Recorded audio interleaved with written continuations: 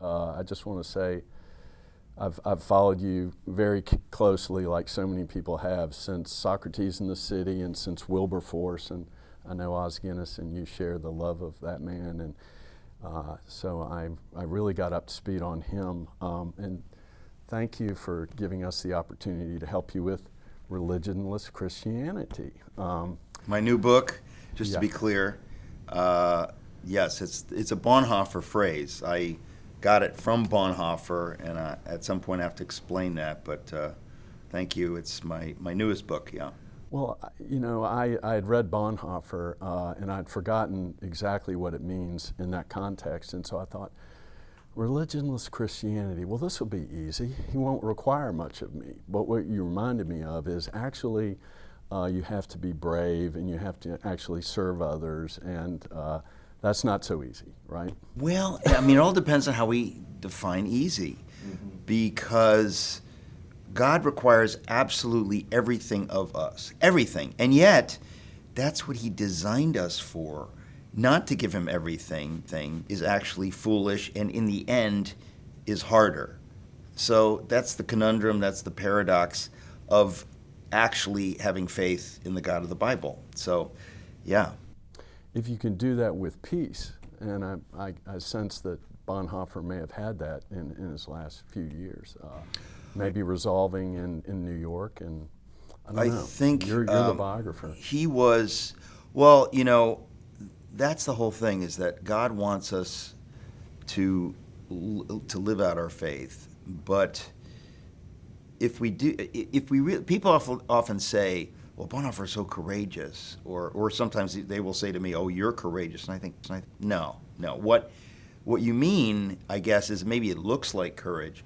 But in the case of Bonhoeffer, he actually believed what the Bible said. If you actually believe, not hope, but if you know that the God of the Bible loves you, is with you, created you for his purposes, and that he's with you as you speak truth and as you live truth, of course there's a peace, because you know it's real and true. You don't hope. If you hope, there's this anxiety. I hope.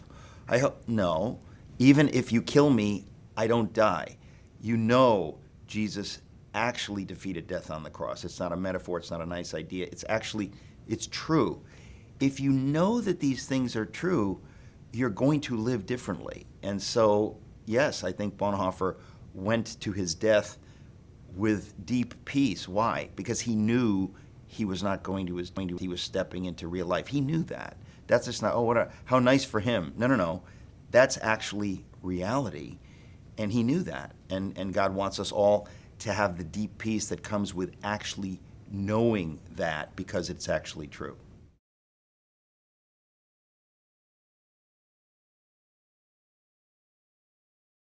You get into some of that in The Death of Atheism about the historical accuracy of the Bible and so on, and we won't go down that route, but you know, it's actually true. If you believe that, then that means a lot. Well, right? I guess I'll just to say a word on that. The book is Atheism Dead, which just came out a couple of years ago.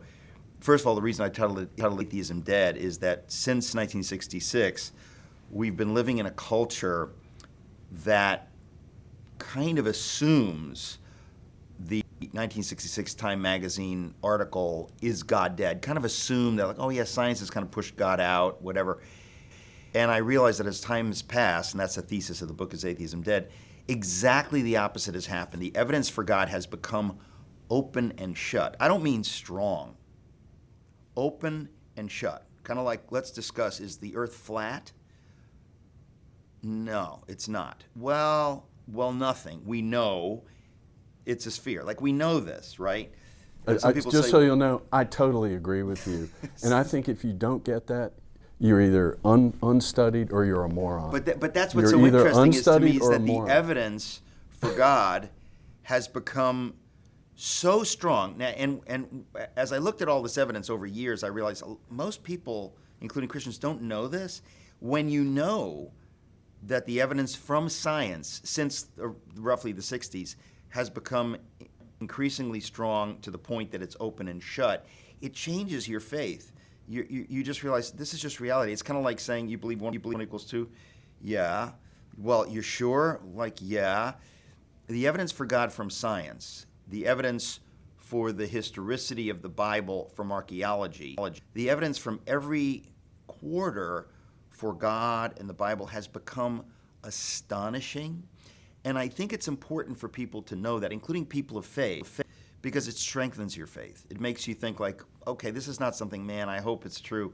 It just is true, and we need to all know that it's true, because then you live differently. Well, stone cold naturalist physicists, many have moved into the God-believing category just because of their science, and Yeah. I think science is proving God. That's my personal. Oh, I think it has. I mean, if you dare to look at the evidence. Yeah, it has. Most people either don't know the evidence or don't really want to know the evidence, or if they know some of it, they have to come up with some preposterous theory like the multiverse theory, which is more insane. It's like saying Zeus, is real or Santa Claus is real. Yeah. The evidence is open and shut. So if anybody dares to read just what I wrote in my book, in other words, there's much more information, but I put the basics in the book as Atheism Dead, just the basics.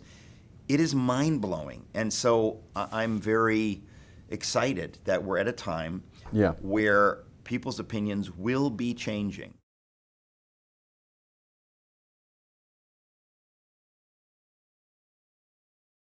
Fish out of water. Are you the fish out of water?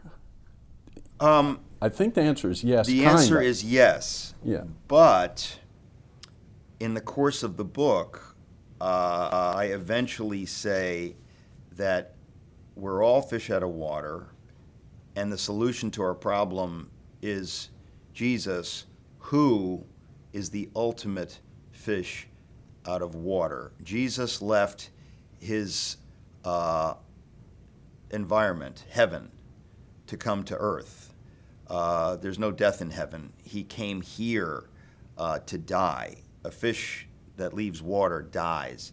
There's much more to it, but my story, I'm a fish out of water in the most basic sense that, grew up in a home, my father's Greek, my mother's German. Wherever I went, I didn't fit in. Hanging out with the Germans, I was Greek. Hanging out with the Greeks, I was German. Hanging out with the Americans, I was this weird European, son of immigrants. Everywhere I went, I didn't quite fit in, and that's part of my story going past my childhood. Go to Yale. I'm a working class European immigrant among these cultural elites.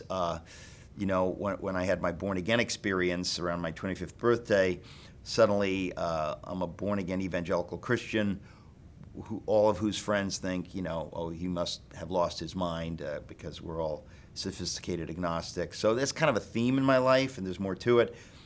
But the end of the book, Fish Out of Water, you see that Jesus is the fish out of water, and there's kind of a staggering culmination of this theme in a dream that I had, which I won't tell because it's too long. But no, I want to hear that.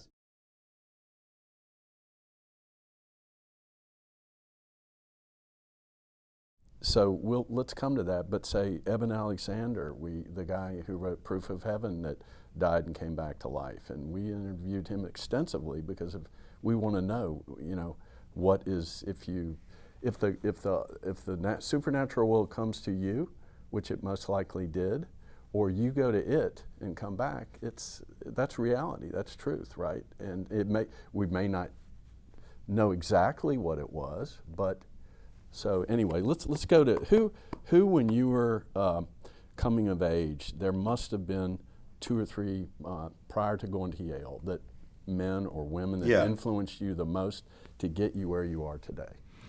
Well, it was my family. It was my father, who just passed a couple of months ago at age 96 and a half.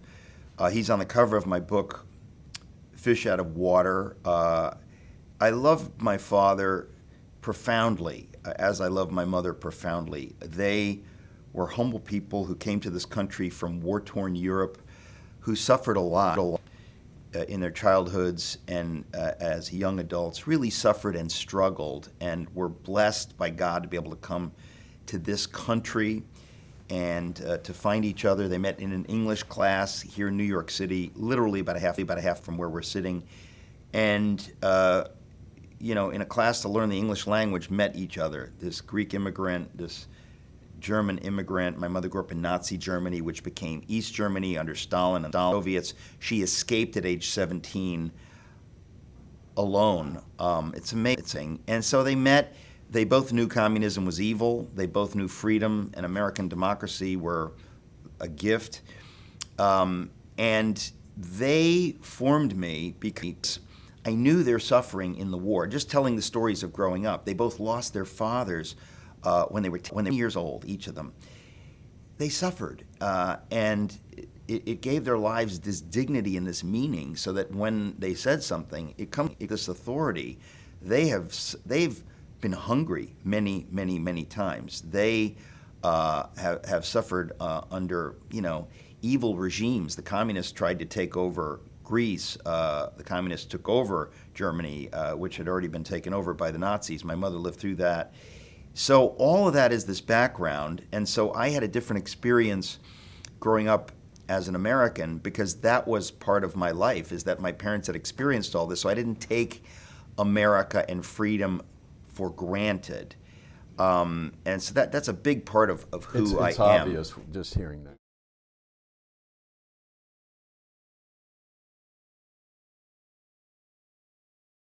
And it's amazing to me, because that had nothing to do with becoming a born-again evangelical. This is before all that. This is just, and this is where I think a lot of Christians go wrong. They act like Christianity is some kind of it's this really rare philosophy or something. We're either talking about reality and truth for everybody, or it's garbage. Correct. And so when you're talking about good and evil, it's not Christian good and Christian. It's either true or false. It's good or evil. So my mom and dad, they didn't talk in terms of politics very much, or theology. It was just good and evil, reality. They had grown up and experienced suffering and seen evil and whatever. It's really basic. I think the problem with most Americans is we've been so blessed, we kind of forget that there's this thing called evil. We kind of forget how bad things could get. But if you've tasted, the Nazis and Hitler or Stalinist communism, things can get unbelievably bad. You take that seriously and you live that way. Most Americans, I think the reason we're in the mess we're in today is most Americans have had such liberty and such flourishing that you kind of, you think, what could happen? Oh, the market could dip. I could lose some money in my 401. The evilness of evil has not been something we've had to face until now. I think we're getting a good taste of it, and it's a wake-up call for many people. Yes, it is.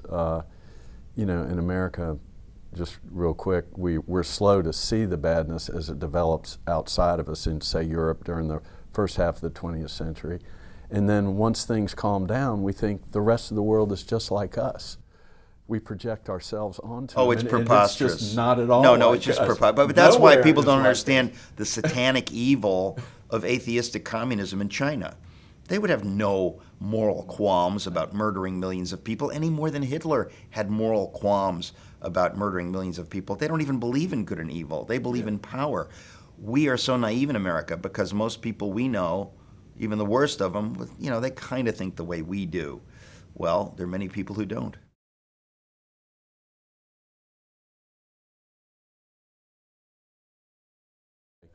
I want to go to my favorite question in here of all, and it won't be your favorite question, but and that is, where I come from, people do get into Harvard, they do get into Princeton. About once a decade, somebody gets in Yale. I knew a guy once who went to Yale. He actually won the Harvard-Yale football game for Yale. I got recruited to play football at Yale. That shows I wasn't a very good football player, but what was it like going to Yale? Yeah. No one gets in there. No one. You got to prove to me you went to Yale. I got to tell you, today I'm not a fan of Yale or of any of the Ivy League. They're effectively Marxist breeding grounds. They've gotten worse and worse and worse. They were already bad in the early 80s. When I was there, it was already a place that you come there as a working class European immigrant, and you're suddenly surrounded by cultural elites who mock God, mock people who love God, whether you're a serious Jew or a serious Christian. that's not going to cut it. They have this kind of sneering, sophisticated cynicism toward people of faith, toward heartland values, toward patriotism, loving America. You pretty much pick up that that's not that way we do things here. And I was naive enough and young enough and insecure enough to kind of go along with that. I think young people tend to do that. So it's not like I drank the Kool-Aid and became a Marxist atheist, but whatever basic faith I had in God or basic patriotism I had was washed away so that I was utterly confused and lost. So I didn't become some defiant sinner. I just was absolutely confused and lost. So I'm not a fan of the Ivy League or of the Academy at this point because let's cut to the chase. They're utter hypocrites. They once pretended, or cared, I should say. They once cared about such things as truth, beauty, goodness. That went away. They then kind of pretended to care about it, and we're now at a point where they have embraced evil, nihilism, relativism, just to a point that, well, you can see the fruit. There's madness on these elite campuses, absolute madness, and essentially the Ivy League and all these elite institutions are dead. They have gone so far from their founding. I mean, they were already far from their founding when I was there in the 80s, but they've now gone, they've just embraced madness. I'm involved with Chapel Hill. I went to Carolina for 4 years and then UVA law business for 4 years consecutively. And I'm involved with both alumni free speech organizations, and we're working with Harvard, Yale, Princeton, MIT, Cornell, Dartmouth. They have similar organizations that are finally alumni saying we've had enough.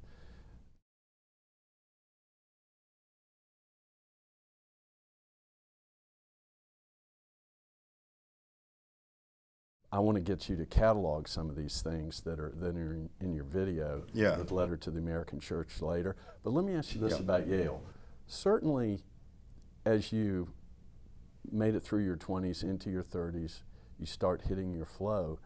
Wouldn't knowing that you were at the top of the world intellectually, literally, I mean, there are schools that are as good as Yale, but you at least know, well, is that all there is, my friend? Well, I can do that. Isn't that a benefit to you? I guess if you're insecure and you need that kind of validation, I mean, that's nice, but here's the issue. There's no one stupid in your class, period, from an intellectual standpoint. Oh, I've met many. You see, here's let's make a distinction right here, right? Intelligence is irrelevant.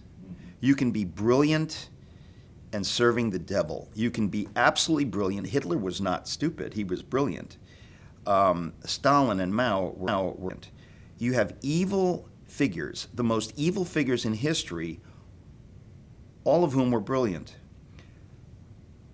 How you use your intellect, which is a gift from God, is the question. Will you be wise and humble, or will you be an arrogant fool? Intellect, IQ, is absolutely irrelevant. You can have someone with an IQ of 100 who is a grounded, wise person, and you can have someone with an IQ of 160 who is a demonic madman. So this lie that is promoted in the secular circles of the cult of the elites in America, especially in the Ivy League, is that intelligence is somehow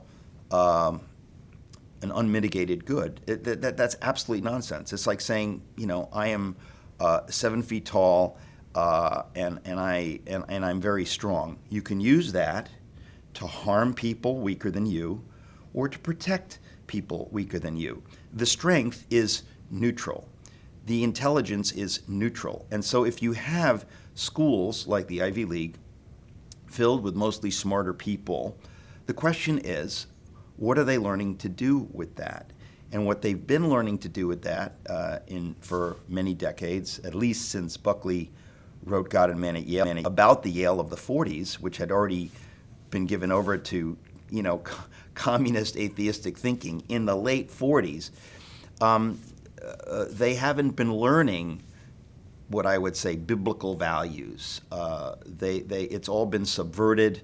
It's basically drifted in a Marxist atheistic direction, which is going to lead to something like the bloodbath of the French Revolution, not to the founding of the United States of America. Completely different paths. One is Enlightenment rationalist to the nth degree, and the other one is grounded in truth.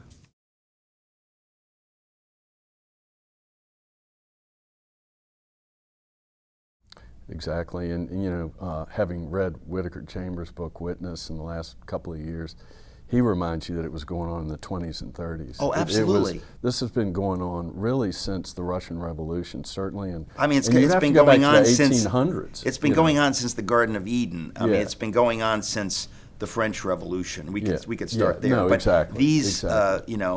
the seeds of these things, have been, Yeah. whatever, Okay. and they're planted in the soil of humanity since the fall.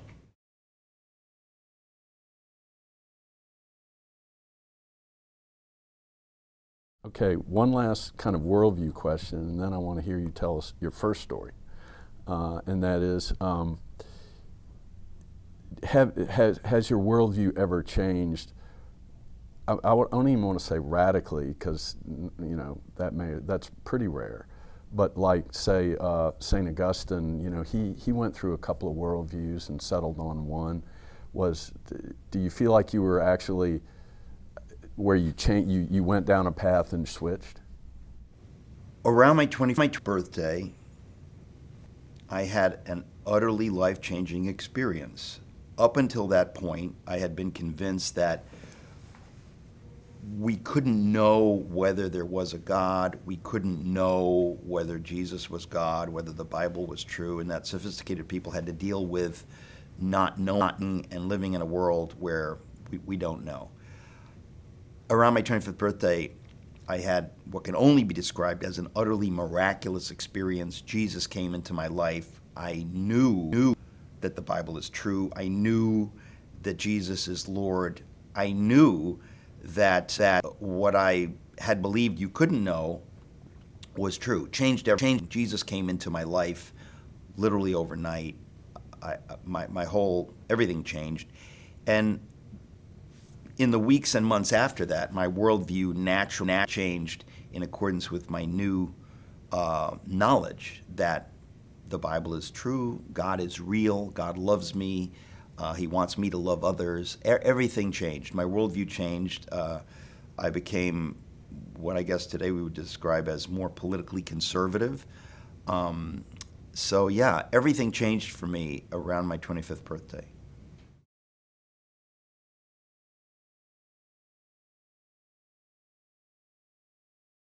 Okay, I just watched a video or two of you describing the goldfish encounter, and you described what the pond was and what the symbolism was and the dream. I'd like to give for the umpteenth time to my camera, have that. Yeah. But I just want to say, to me, based on some of the worldview interviews we've done, if this is correct, I think you experienced ultimate reality briefly. Yes. Okay, it came to you. Yeah, more than once, but this was the sort of seminal inciting incident. Yeah. It was a golden fish, not a goldfish. It was a golden fish, and it was not a pond. It was a lake, the largest lake in the state of Connecticut. But so you want me to tell the dream?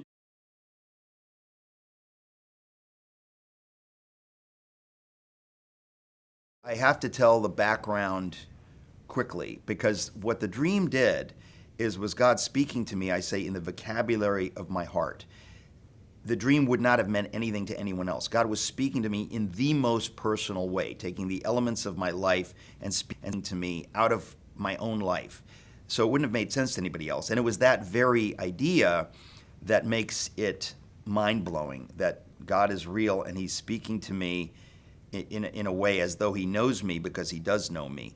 So, okay, to give the background so that the dream makes sense. I had my 25th birthday. If you'd said to me around my 25th birthday, hey, who are you in your core? maybe three things would have come up. The first was my identity as the son of Nick Metaxas, a Greek immigrant. Greeks always teach their kids to love their Greek heritage, to celebrate their Greek heritage. I grew up in the Greek Orthodox Church, surrounded by a loving community of Greeks. And that was very important to me. That was a big part of who I am. It's part of Westerners, too. I'm proud to be related to I mean, you. it's I'm proud to all be this stuff can you. relate Yeah. in a sense wider, Yeah. but for me, it was just personally very important. The second part of my life, if you'd said to me, and so what do you do with yourself? What are your hobbies? I mean, I grew up in Danbury, Connecticut. I spent all my time like watching comedy on TV, doing homework, getting straight A's. But what did you do for fun? Well, I fished. I was a fisherman. We fished for largemouth bass, smallmouth bass, trout, fly fishing, spin casting. I mean, that was my main thing, fishing. So, in a sense, there's like this Greek identity. The fishing thing, that's kind of was my thing. It's a lifelong life. I won a bass tournament age 16. I was in my age category on Candlewood Lake. But the third thing is what I describe. Somebody says, "Who are you?" The life of the mind, trying to figure out the meaning of life. When I was at Yale, I was an English major, but even reading the classics of the Western canon, I'm looking for clues to the meaning of life, to what is reality, what is truth. Whether reading Thomas Mann or anything, I was kind of trying to puzzle out what is the meaning of life. Can I find the meaning of life through this great literature? Thinking about the big questions. And at one point in my life, I guess I was, probably in my early 20s, out of Yale. I graduated Yale at 20, graduated a year early, and I was lost, totally lost. And I thought, well, okay, Christianity can't be true. That's so parochial, and I've been told like, nah, that's just that's for people in the in flyover country. The sophisticates, we don't believe that. What do we believe? So we're trying to make sense of things, and I came up with this. It's classic like undergraduate idea, right? Like only undergraduates could be arrogant enough to think. I figured out the meaning of life. Here it is, and it was this Jungian Freudian idea that that life is like a frozen lake, and that the ice is the conscious mind. This is Jungian, right? The ice is the conscious mind.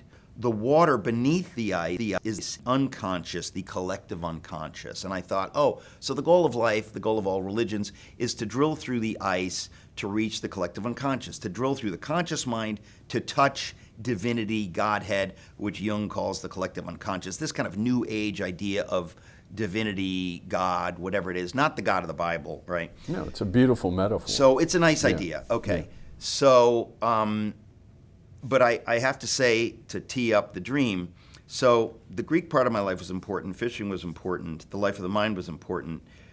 My dad, my Greek dad, we were pulled up at exit 8 off of I-84 in Danbury, Connecticut, and we see a car in front of us with a fish symbol on the back, one of those chrome. And my father says to me, all excited, it's a Greek word. You know where that is, Erica? That Christians use that symbol of the fish because the Greek word fish, ichthys, is an acronym. The early Christians, before they even adopted the cross as the symbol, they had the early fish because the acronym in the Greek letters spelling the word fish, ichthys, is Isus Christos Theos Imon Sotir, the acronym Jesus Christ, the Son of God, our Savior. So that that fish there on the back of the car means Jesus Christ, the Son of God, our Savior. It's a Greek word. My father was, as excited about Absolutely. the meaning as about the fact that it's a Greek word. So ichthys. So I thought, okay, so the fish is Jesus Christ, the Son of God, our Savior, Greek word. Okay. All of which to say is that I'm drifting along in life. I'm lost around I graduated at age 20. I'm trying to be a writer. I'm totally lost. I don't know the meaning of life. I'm floundering. I always joke around that if you graduate college and you begin to flounder, you will move back in with your parents. That's just going to happen. It's like an Fortunately, axiom. you didn't know that then. It's no. So and you don't want to do that, and you certainly don't want to do that if your parents are working class European immigrants, because they struggled and struggled and struggled, worked menial jobs to put you through Yale, and here you are like, what's the meaning of life, or what do I do? And I think my sophisticated, Yale parents said, "Oh, Eric's trying to find himself," and my parents were like, "Yeah, Eric should find himself a job and get on with it." So I moved back with my parents. It was a very tough year. I take a job as a proofreader at Union Carbide in Danbury, Connecticut, which was a nightmare. Meet a guy there, Ed Tuttle, who starts sharing his faith with me, and I'm not having it. I'm like, "Yeah, I'll listen politely, but I'm not going there. I don't want to become some, right-wing conservative Jesus freak." But I was in enough pain to keep listening and to have the conversation, but I'm not buying it. Well, one night around my 25th birthday, I have a dream. And in the dream, Ed Tuttle, my friend, had said to me, "Well, why don't you ask God to reveal himself to you? I don't even know that God exists. What am I going to ask the oxygen in the room? Like, how do I?" But if you're in enough pain, and I was really in a hard place in my life that year, you will sometimes say, "Okay, God, give me a sign if you're there," whatever. I would do that, but also thinking like, well, I'm talking to nobody. So it was a strange thing. One night I have a dream. In the dream, I'm standing on a frozen lake. I'm standing on Candlewood Lake in Danbury, Connecticut, where I'd fished many times. I'm standing on the frozen lake. It's a glorious winter day. Bright, bright sun, piercing blue sky, white snow and ice. And we're ice fishing. And there's a hole in the ice. And I look into the hole, and I see a fish pointing its snout out of the hole. Like, that never happens when you're ice fishing. So I look down, I reach down, and I pick it up by its gill, and I hold it up in the sun, this fish, this large fish. It's either a large pickerel or a pike, which is a bronze-colored fish. And in the glorious sunlight, this fish looks golden. So it doesn't look bronze, but it looks like it's made of gold. And then in the dream, suddenly I realize this fish doesn't look gold. This is a gold fish. It is made of gold, and it is alive. And suddenly, like, the paragraphs just dropped into my head in the dream. Eric, you thought the meaning of life was to break through the ice, your conscious mind, to reach the collective unconscious, which is this God, divinity. And in the dream, I realized this fish out of water, this golden fish is God saying to me, "You wanted to reach inert water. You thought that was the goal, but I want to give you something better. I want to give you my son, your Savior, Jesus Christ." Ichthus, the golden fish, was Ichthus, was Jesus Christ, the Son of God, our Savior. Suddenly in the dream, all these things come together in a moment in my mind in the dream, and I'm staggered by the reality of it. I'm staggered that God has spoken to me in this unbelievably personal way to make meaning of my whole life, and that he basically wants me with my own symbol system. I have this symbol system that I drill through the conscious mind to reach collective unconscious. He says, "Okay, I got you, and by the way, your goal is not to reach the collective unconscious. I'm going to send you something infinitely better. My son, your Savior, Jesus Christ." And in the dream, I'm holding this fish, and I realize that this golden fish is Christ, is Jesus, and I'm flooded with joy in the dream. I know that I have found the meaning of life. I know that I have found the answer to what I'd been looking for, to what I didn't think you could find. In the dream, I knew that this was real, that this was true, and I was flooded with joy. The next day, my friend asked me, or I said, "I have to tell you this story," and I told him the story. He says, "What do you think it means?" I said, it means I have accepted Jesus. I had never wanted to say those words. I thought that was awkward. At that point, I knew it's over. I have jumped across the broomstick into another world. And so I was utterly born again, and by the grace of God, I've never looked back. It changed everything for me, and it was utterly miraculous. There's just I've never had a dream like that before or since. it was just completely mind-blowing. Oh, just a detailed question on that. When the fish, you had raised it up, I'm thinking it could have been one or two things. It was the realization that it was golden and it was alive. And it's like a fairy tale. Yes. It's right out of a fairy tale. And I've written so many children's books, and I'm a big student of fairy tales. So this was like something out of a fairy tale. Totally out of a fairy tale. Did the fish look at you, or were you taken up by the realization? No, it wasn't like Jesus was doing this. No. I just had the sense that I'm holding this, that God His Son to me, and I have the truth. I have the answer. I'm holding it. It is real.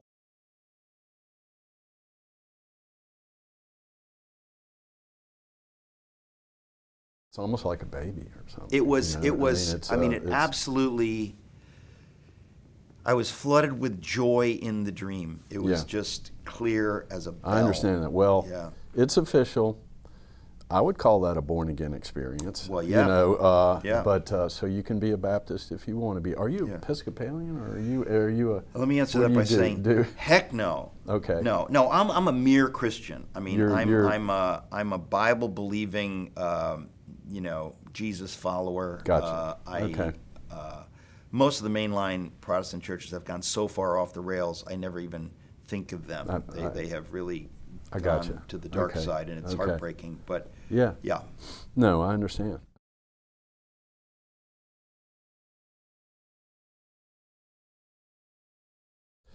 This is a little bit of an egghead question, but I'm interested. I'm seeing you. I think most men who aren't in a flow, and we mature so late now that 25 is you're right in the middle of it.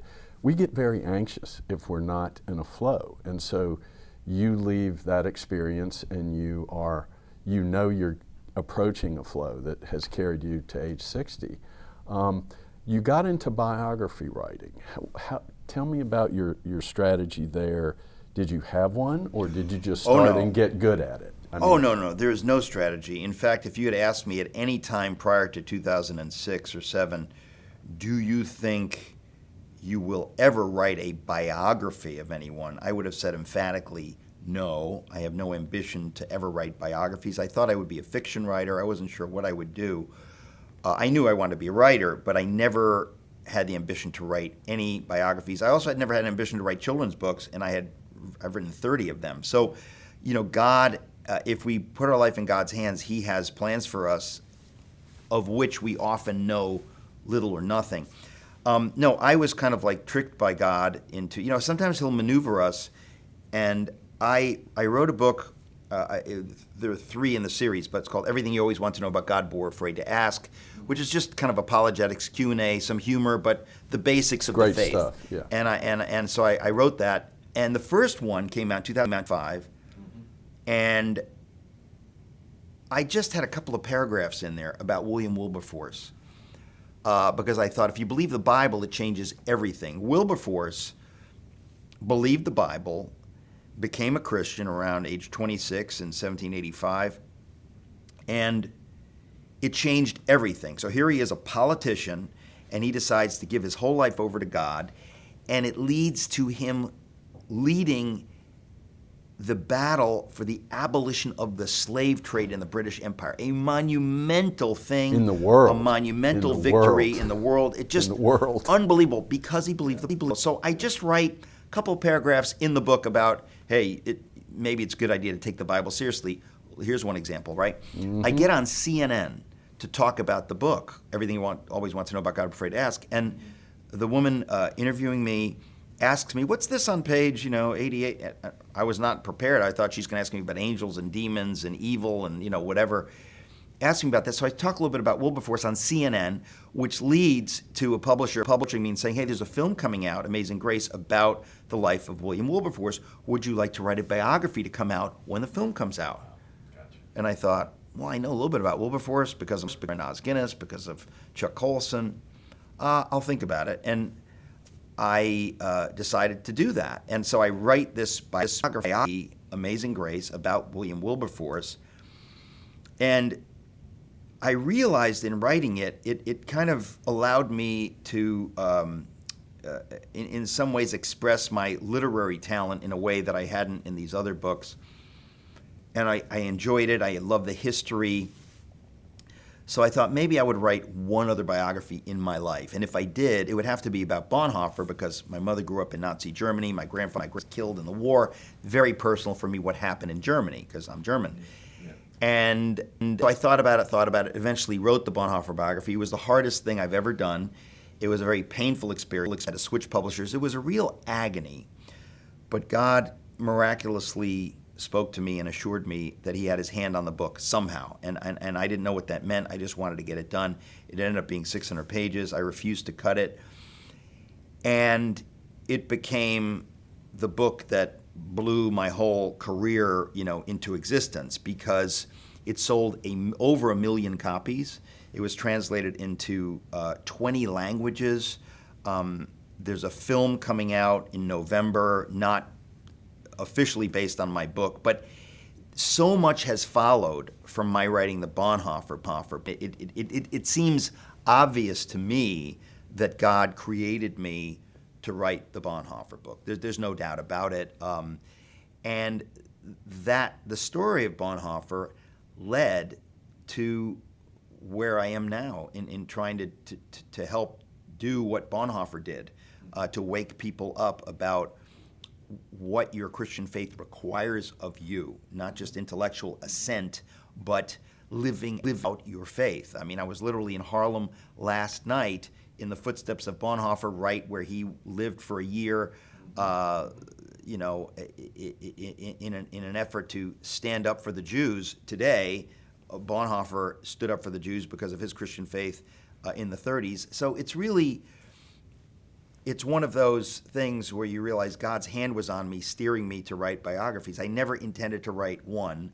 I wrote two. Then I was finally persuaded to write a biography of Martin Luther, which came out on the 500th anniversary of the Reformation, so it came out in 2017. So I don't think I will probably write any more long biographies, but my book, 7 Men, my book, 7 Women, my book, 7 More Men, these are all short biographies. God clearly intended for me to do this, but there was zero thinking on my part. God maneuvered me to do this, and it's only in retrospect that I have seen the value of it. It's not like I saw the value and I thought, well, let me write a biography or two. I just had kind of an innate sense to follow God's leading.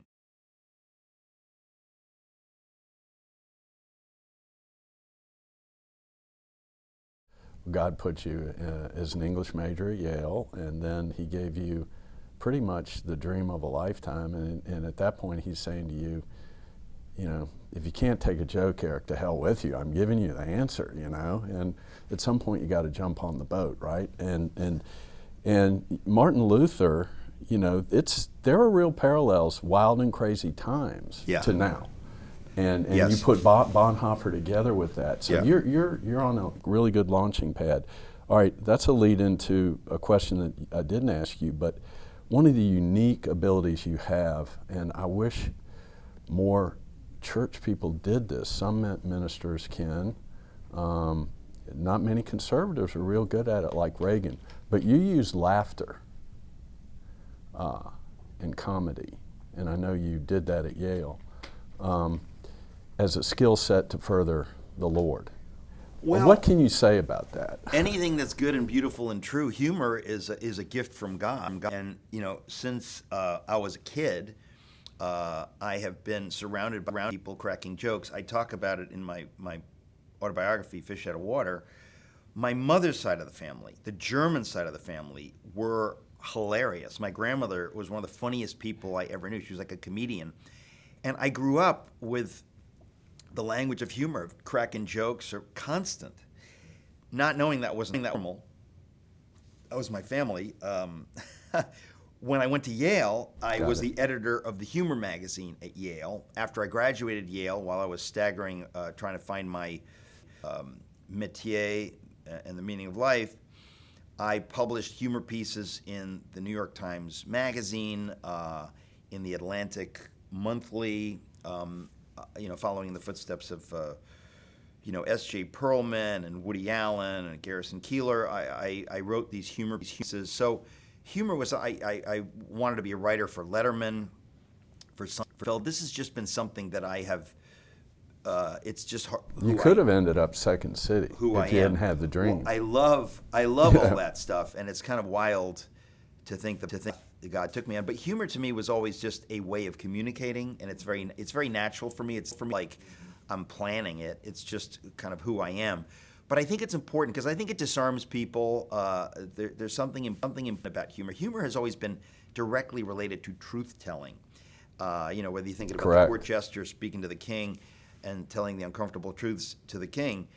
And so I feel that it's just a big part of who I am, and it's a big part of my life. Now, if you read my biographies, except for the Luther biography, there's not much humor, in the story of Bonhoeffer. There are sly jokes if you read it very carefully, and in the Wilberforce book.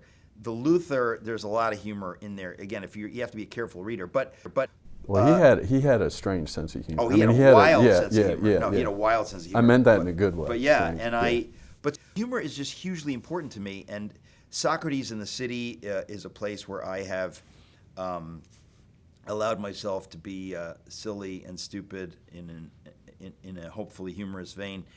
But it's just a big part of who I am on my radio show. I think humor, at least for me, it's important. And the tagline for our company, Metaxas Media, is truth, humor, hope. So, Metaxas Media is this company that we're, launching all these media projects. But I feel like, there are times, there's a time to be serious, and there's a time for kidding around, and this is not one of them. That's also a joke. It's hard to follow. Yeah, there's a time for kidding around and a time to be serious. This is not one of them. But the point is that clearly there are times when I'm, in writing these books, Letter to the American Church and Religious Christianity, hyper serious. No. But there are plenty of places where it's a delight to be goofy and to be humorous.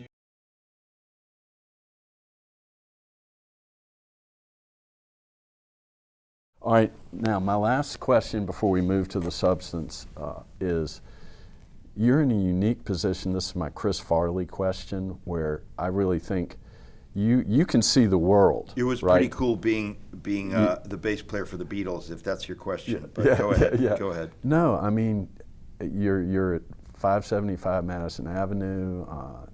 It's maybe the center of part of the universe. You're in touch with Christians all over the country. You have a radio show. You're constantly in media. You have a window on things that very few people do. How does that feel? Is that responsibility, or do you realize that, or what? I'm not sure that I realize it fully, and I think that's part of God mercifully keeping me genuinely humble, because I'm aware that anything I have is a gift from Him, and it's an honor to do most of what I do, and I don't deserve it. Privilege, and it's a gift. It's His mercy. And so I feel, since I had my born-again experience at age 25, I knew that I just wanted God to use me for His glory. With the gifts that he's given me. And that much of that has been very difficult. I mean, we haven't talked about it and we don't need to, but it's been a real struggle. I mean, there's no doubt. I mean, you wouldn't know that from the outside. From the outside, you only see the success or whatever it is. But it has been a brutal struggle. It is a spiritual battle. I mean, this is not, about a career. This is about serving God. So it's a spiritual battle. And so therefore, I'm prayerful and humble about it, because I know that it's the greatest honor to be able to be even trying to serve God with your gifting that He has given you.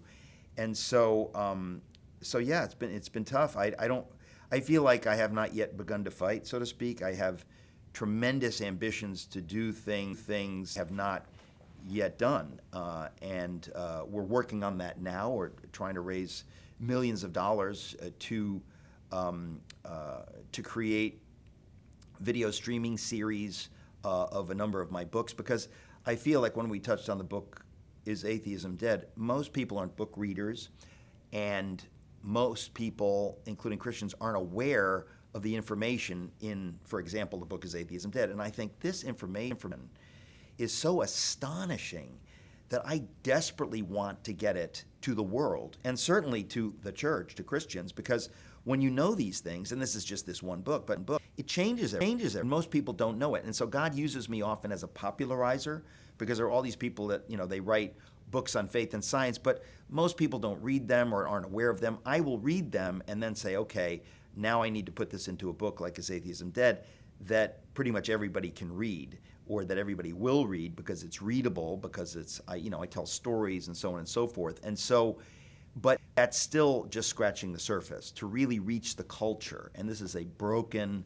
secular culture. We're seeing the bitter fruit of decades of brokenness and secularism and, buying the lie that God probably doesn't exist. That in order to reach the culture, in order to lead to the redemption of this broken culture, you've got to get these ideas into the mainstream. And I often have felt that's what the church has not done effectively. I mean, sometimes gets these ideas into the pews, but usually doesn't even do that.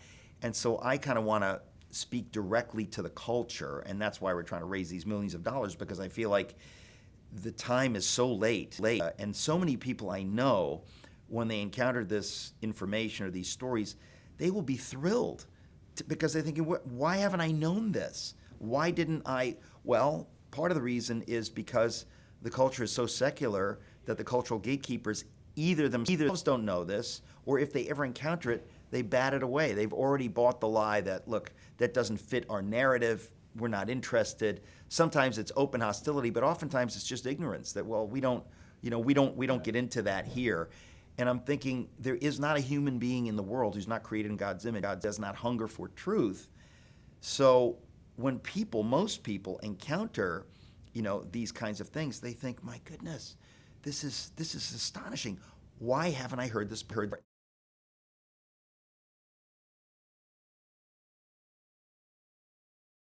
The ultimate example is when I wrote my book, Miracles. The first part of the book, Miracles, I go into the miracle, before I get into the miracles that I or friends have experienced, the simple miracle of the creation of the universe. When you look at it, and you look at the fine-tuning, the evidence for God from that is, as I said earlier, mind-blowing. And I thought that's got to be the front of the book. So I put that in there in my 2015 book, Miracles. And then I thought, I could write an op-ed to help publicize the book. So I write an op-ed called Science Increasingly Makes the Case for God. It goes into the Wall Street Journal, Christmas Eve, 2015. Yeah. It went so viral, it became the most popular article in the history of the Wall Street Journal. Why? Because the hunger for truth in a world that almost never provides evidence for God, much less from when you read this in the Wall Street Journal, you think, what? Why have I never heard this before? People shared it like insane. I mean, literally, it was by a factor of more than 100%. People were sending it the everywhere. Most popular article in the history of the Wall Street Journal, because somehow the information never gets into the mainstream. And so the time that it did, it went crazy. And when I realized that, I thought, okay, I need to write a book where the whole book is about this, because the hunger is astonishing. People are dying to know what's true. I've been told, God doesn't exist. That doesn't really make sense to me, but I guess that's what the smart people say, so I guess I better not ask.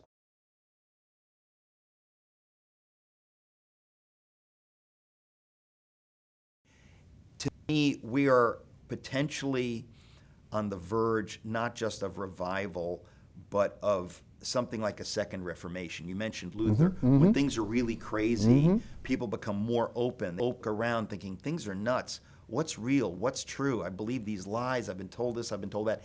The openness increases. I think we are there now, and it's why we want to turn Is Atheism Dead into a streaming TV series. But again, that's just one of many things, but that's kind of, in some sense, the most basic narrative that needs to be flipped. The idea that science is at odds with faith in God. Total lie. That narrative needs to be flipped. We have been fed this narrative since, the BBC's Ascent of Man in the 70s. Voltaire. Voltaire, yes. Yeah. But I'm saying, but in recent Yeah. times, you have, Carl Sagan's Cosmos series, complete garbage. I mean, here you have, again, very smart people pushing a false narrative, and everybody goes, "Oh, okay, what do I know? He's really smart." It's just wrong, and we now have the receipts. We can show you, like, no, science points to God. You don't have to like it, but here's the evidence. You can't really dispute this evidence. Good luck, because the evidence is piled up, to the height of Mount Everest.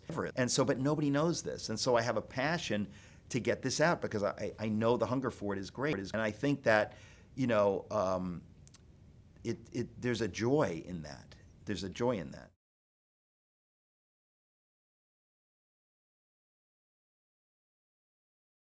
Well, somebody has to realize it, but in every age, and let's call it an age of 30 to 50 year period, popularizers have to refine the best thinking and match it to what's going on and serve it up. That's why we'll always have biographies of Luther or George Washington, or another one on Lincoln, or good old Robert E. Lee. He'll be back, I guarantee you that. Frederick Douglass. They'll always. We have to have this. Well, we particularly have to have it now, because we have, as I've said, we've been living through a period, or maybe I haven't quite said it, really since the 60s. We've been living with some utterly false narratives. That's been part of the drinking water of American culture.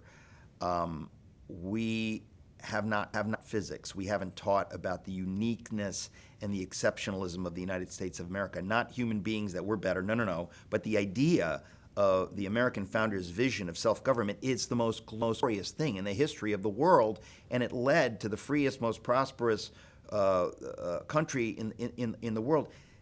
We haven't been teaching that since I was a kid. And so you have a lot of people kind of drifting along, not understanding that we need to preserve America, or we need to return America to its roots, that faith is at the center of American founding. That's inescapable, and that lie that we were founded by French Enlightenment rationalists has been pushed. That's another book I wrote called If You Can Keep It, which is the second book we want to turn into a streaming TV series. That this is, when you get this information out there, people think, like, how have I missed this? Yeah, did you know John Locke was a secularist? Did you know that? I mean, that's so ridiculous. Well, look, it's ridiculous. It's also ridiculous. And the thing is that once you discover all this, you think, how have I missed this? And then you start thinking, well, I've missed it because the cultural elites have a dog in the fight. They don't like the idea of God, and they have whitewashed, just like Stalin. They have just, edited the stuff they don't like, and they've created this false narrative. And it has led to the madness in which we currently find ourselves, which has increased people's hunger for, well, what is the truth? And so the story of America and the beauty of America and the link between faith and freedom, which is inescapable, that story needs to be told. The story of the reality of God and how faith in God led to modern science. Yes. That's the opposite of the narrative we've been fed. So part of what I feel God has called me to do is to flip these narratives, to be a part of flipping these narratives. Yeah. And I think there are many, many people alive today who they're simply going to be astonished. They're thinking, how have I lived all these decades and I never heard this stuff? Well, again, because we've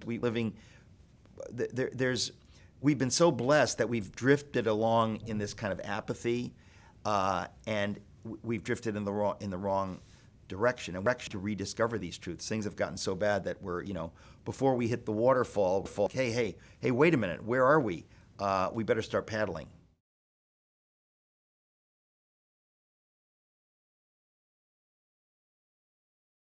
I want to turn now to the main reason we're here, but I will add to what you said there with my old pal, who's also at Praxis Circle, now deceased, wonderful man, Rodney Stark, who I think he rose to the top of the pile in sociology, and then he realized exactly what you're talking about.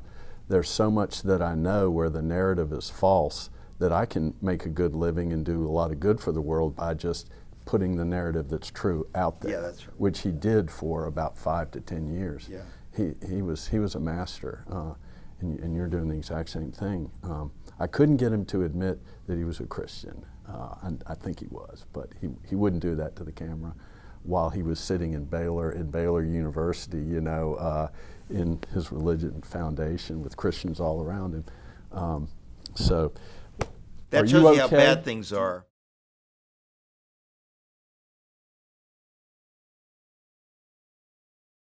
Well, no, that's the point. How polluted is the academy? Right. That you can't say, oh, and by the way, I'm a Christian. Right. If people don't like it, you just want to say, excuse me, why don't you go jump in a lake? Yeah. Because you should be embarrassed that you're an atheist. You should be ashamed of the intellectual bankruptcy of your worldview, but you're not, but you should be. So the idea that Christians should be humble to the point of hiding their faith is a joke, and that's part of the narrative that I want to flip. Like, what nonsense? As I say in the book, you're doing it. Well, as I say in the book, Atheism Dead, and I got it from John Lennox. Let me tell you what's the enemy of science. Atheism is the enemy of science, and people like Nagel at NYU. These are atheists who are seeing this. So this is real, and we need to have the. I guess we ought to have confidence in our faith and boldness in our faith, because you're going to say to me, well, don't say 1 + 1 = 2. All the smart guys say that that's stupid. Well, I don't care. 1 + 1 is 2, and they can all jump in a lake. They should be ashamed that they don't know that 1 + 1 = 2. That's kind of where we are. Yeah, no, 100%. The problem is that even smart people, they have to know a whole lot to be able to appreciate what you're saying, and they don't know it. They're either biased against it for whatever graph they're seeking or power, but you really have to know, you have to be reading off the beaten path, and there's a lot out there, like in your book here. I'd read most of the books that you cite, but people don't read those books. Well, I mean, that's why I wrote my book, because I know that people don't read those books. I said, I want to put the cookies on a lower shelf so that everybody can read them, because this stuff, it's hard not to get excited when you see this information.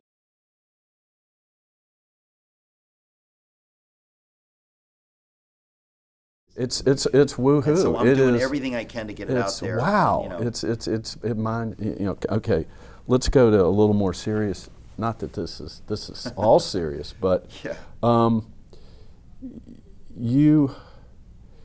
in bad shape.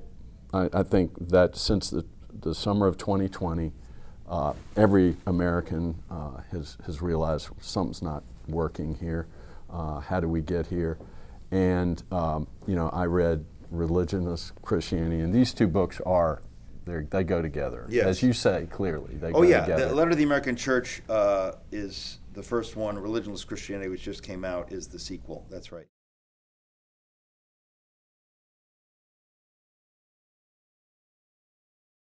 God called me to write Letter to the American Church. I don't say that lightly. I don't like when Christians speak sloppily, but I have never felt like I did about this message, that I've got to write this. I was going to self-publish it. I just felt I have this burden from God. I must write what I have to say in Letter to the American Church and get it out. I did. Some people saw it, and some people read it and heard my message and said, this needs to be a documentary film. And they made a documentary film, Letter to the American Church. People can go to lettertotheamericanchurch.com. And that sort of acts it, and in a much more dramatic way. I wrote Letter to the American Church to kind of speak to people in the middle and say, please reason with me about the role of the church, trying to make the connection between Bonhoeffer in the 30s. And it's funny because Letter to the American Church is the first book, Religionless Christianity is the sequel. In some ways, my Bonhoeffer book is the prequel, that if you read Bonhoeffer, these books sort of unpack Bonhoeffer for where we are now. But so, what are we talking about? We're talking about the madness. See, this is the window that you have. That's what I was talking about. At 575 Madison, you put yourself into a window not only from your media, but from your research. Well, you're seeing things that other people can't see. I But keep think, well, going. part of that has mostly to do with this gift from God to me to tell the Bonhoeffer story. Yeah, Again, it okay, wasn't some okay. idea that I had. It was sort of Okay. God's idea. And as I told the Bonhoeffer story, I was awakened in telling the story of Bonhoeffer in my book, which I recommend so people can get the details. But in telling that story, I thought, wow, this could happen in America. And as I wrote the Bonhoeffer book, it was dawning on me as I'm writing it, this sort of smells familiar. What is this? Could this happen in America? And it really wasn't until 2020 that it started happening for real.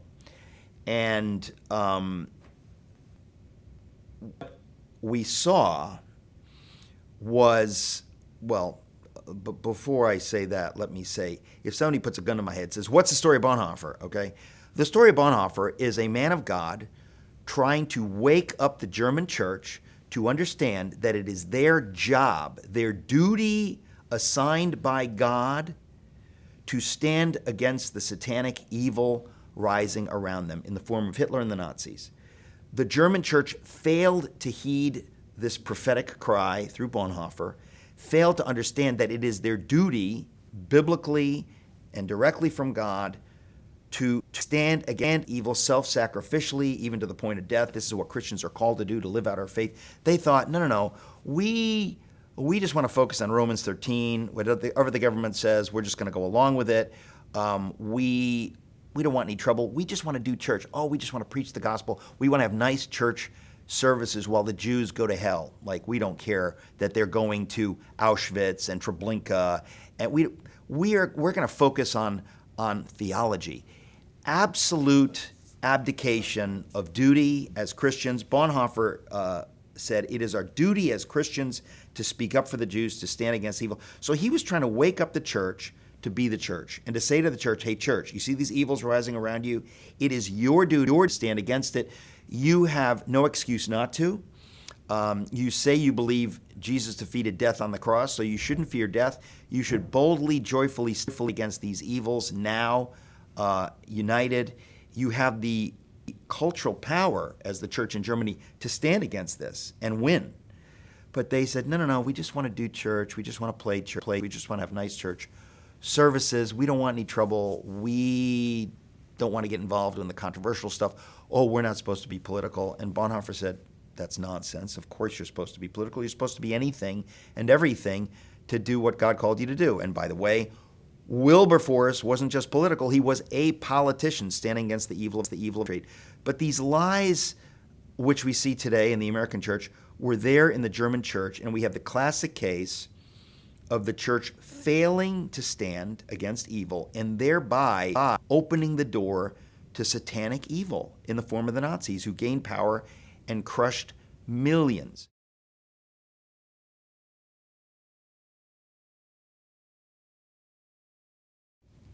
I realized in 2020, 2021, this is where we are in the American church. You have many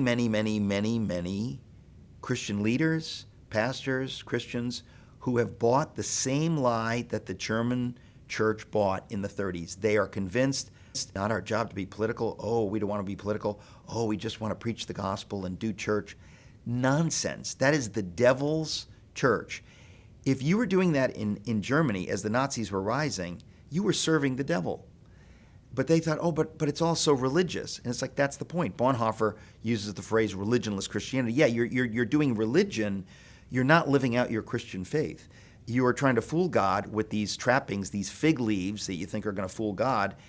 They're not fooling God. They're not fooling the devil. The devil is thrilled that you are keeping your church locked, that you're keeping your faith locked into the church on Sunday morning and not living it out 24/7 beyond the walls of the church 7 days a week. I saw clearly that's the American church today. And it was so clear to me that the same excuses were being given for inaction, the same nonsense that, we don't do politics. You don't do politics. Evil is rising, and you're afraid to be controversial. You're afraid to support a candidate who's speaking out against these evils, or who has a greater likelihood of speaking out against these evils. You're saying you don't do, but you're afraid to lose some people in the congregation. That's pathetic. That's you're serving the devil, and you're giving religious excuses, which are the foulest excuses of all. So Letter to the American Church, I try to make the case for people in the middle and say, hey, you're sitting on the fence. The devil owns the fence. You need to understand the same thing happened in Germany in the 30s. Now, it's easy for us to say, oh, the Nazis, oh, we know they're evil. No. In 1933 and 34, many Germans did not know where this was going. Bonhoeffer tried to make them understand where it's going to go if you don't get off your rear and stand against it with everything you have. And if you don't stand against it with everything you have, it shows you do not have the faith you claim to have.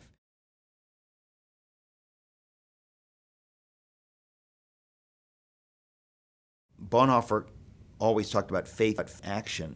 In James, in the book of James, it says faith without works is dead. So many American Christians, precisely like the German Christians of the 30s, had bought this lie that, yeah, I'm saved by faith, which means I don't need to do anything, because if I do something, that's works righteousness. That's not biblical, folks.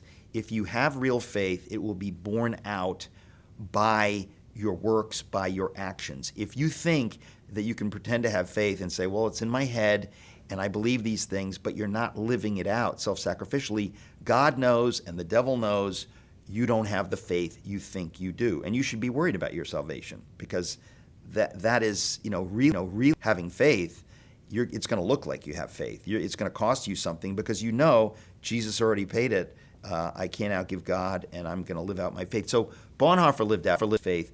But I realized, as I say, that the nightmare of 2020 with the insane, BLM riots, just the madness, the anarchy, the lie that you can't leave the building without a mask, but people can burn stuff and tip over cars and smash windows, and they'll get a pass. I mean, most Americans looked around and said, "What is happening? Is this America? What is going on?" I think that's when I realized that the church's failure to stand at that time against the various evils. I mean, that's just one. BLM is a Marxist organization. They don't care about actual racism any more than the devil cares about racism, any more than the KKK cares about it. They use the term to get more power, but all they care about is using whatever they can to guilt trip people into saying, oh, okay, I'll give you some money, I'll go along with whatever you're selling. And I think that the church failed dramatically. The church failed very dramatically in shutting down during COVID, in pushing the vaccines. I mean, so many people had legitimate questions. The right thing to do would say, hey, let's air these questions. Let's talk about this. Instead, most of the American evangelical church and other parts of the church went along with the narrative being pushed aggressively, extraordinarily aggressively by cultural elites. Shut up, do this, do that, don't do this, don't do that. And if you don't, we're going to call you names, and and we won't let you into the concert. That proved, in a sense, the bankruptcy of the church of today. And that's when I realized that we need to repent. We need to understand what God is calling us to do. We have the example of what happened in Germany right in front of us, clear as a bell. It's like, if you want to see how this goes, read the Bonhoeffer story. So that's why I wrote Letter to the American Church. And the sequel, Religionless Christianity, is meant to unpack more of that, to help people understand what's the difference between playing this religious game, being merely religious, versus actually living out your faith in action, which is what Bonhoeffer was trying to get the German church to do.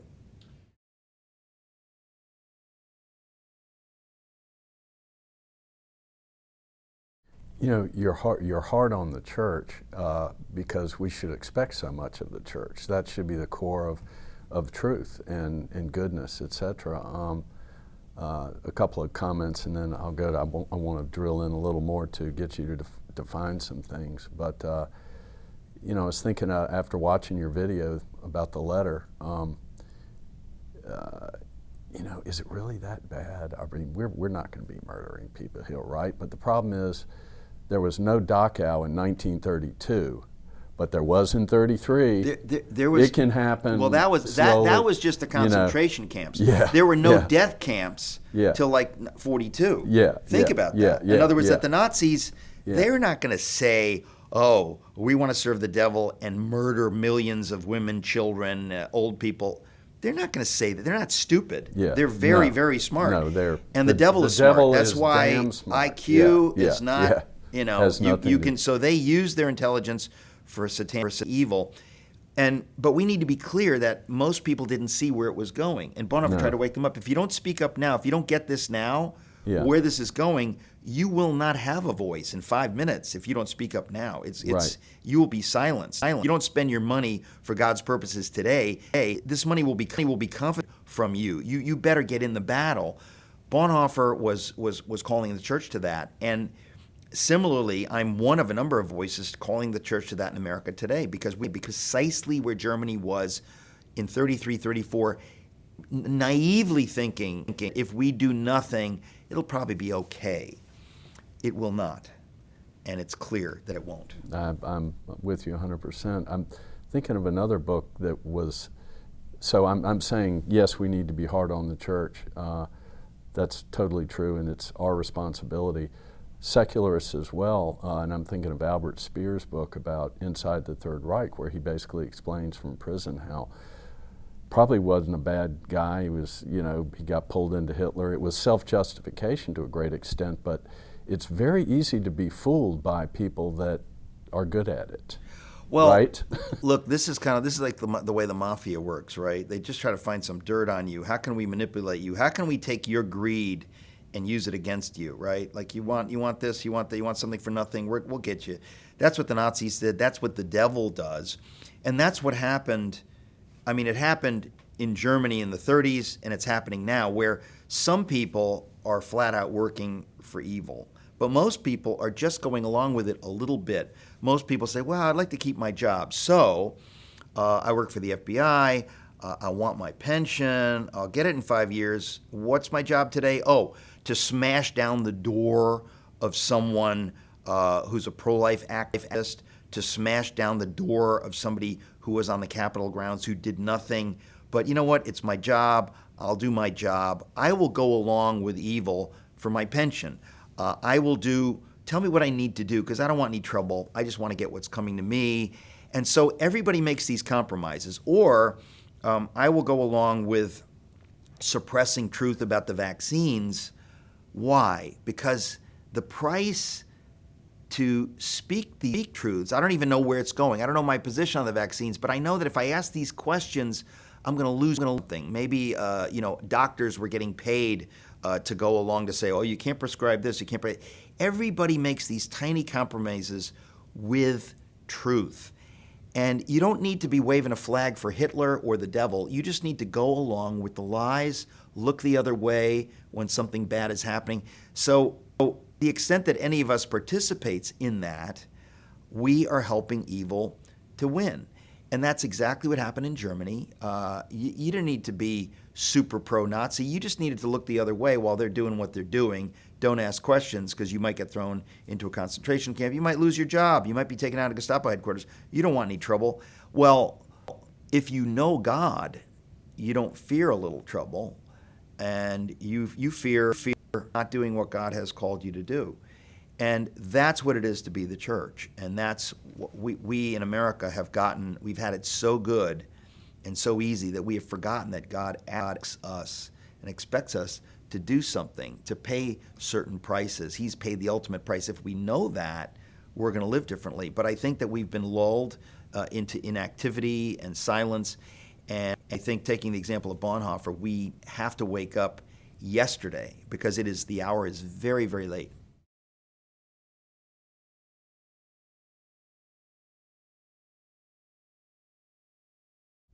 Yeah, I agree.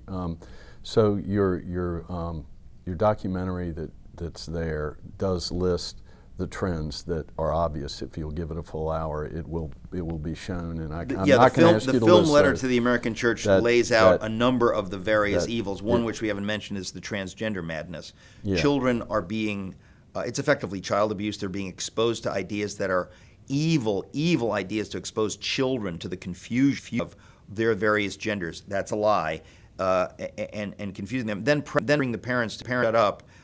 This is like, we know better. We're going to use your tax dollars to confuse your children and to lead them down these paths. If a child is so confused that he says, well, I want to change my sex, they have, in cases now, literally taken the child away from his parents. This is right out of the communist playbook. This is in America. And many in the church are saying, that's not my problem. It's not my problem if young girls are having their breasts surgically removed. There is a level of insanity and that has been unleashed. It is the job of the church to speak against it. And many who are not Christians are speaking against it. I think it's God's way of shaming the church into action. So to speak to what religionless Christianity is, you would look at not only what Bonhoeffer said, but how he lived the last few years of his life. That's a challenge to the individual.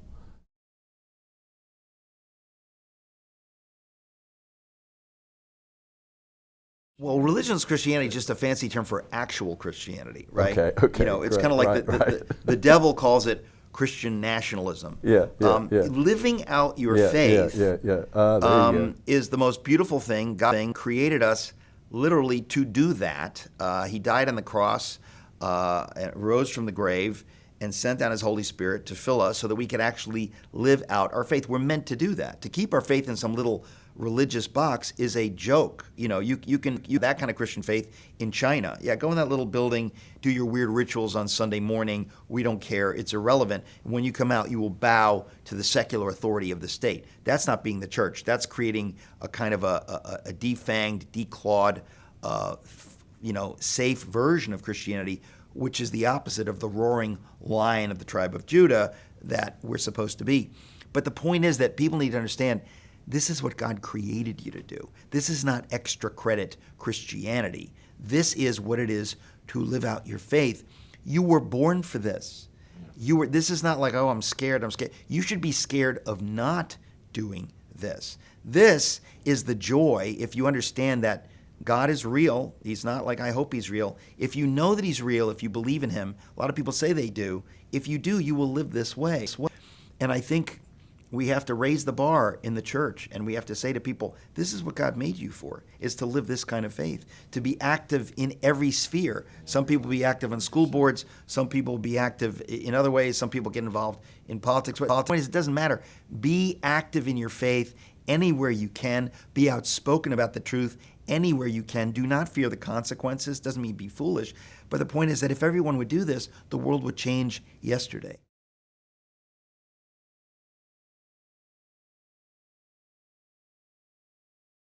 I have the question here you may have noticed of how did we as Christian Americans, and Jody Bottom pointed out on 2 days ago in his interview that we've gone from 50% Protestant to 10% in the U.S. and since the 50s. And so we painted ourselves into a corner where we can only talk about God maybe to our wife, if we're lucky, if we married the right girl, let's say.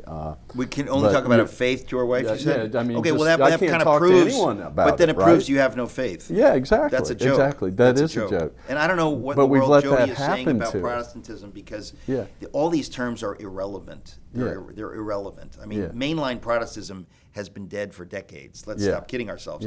Evangelicals, Pentecostals, people who are really serious about their faith, they themselves have drifted. But I think that there's always been a remnant of people who are serious about their faith. And anybody who talks about faith needs to be part of that remnant, needs to be part of, I am serious about God. This is why I am on planet Earth. And so I have hope that there are people, because of the craziness around us, day by day are waking up and saying, you know what? I get it now. I didn't get it before. I get it now. What they're doing in our court system, what they're doing, weaponizing parts of our own government against us, I get it. I need to fight against it. And so it's a joy to see all various people of various stripes linked arm to fight, evil and the madness. It is happening. It is happening, and there's out in the flyover country, in the rural areas. I mean, Richmond, what good ever came out of Richmond, right? There's a lot of creativity. There's a lot of energy. Yeah. The churches are growing. Yeah. People are active. They're, alert.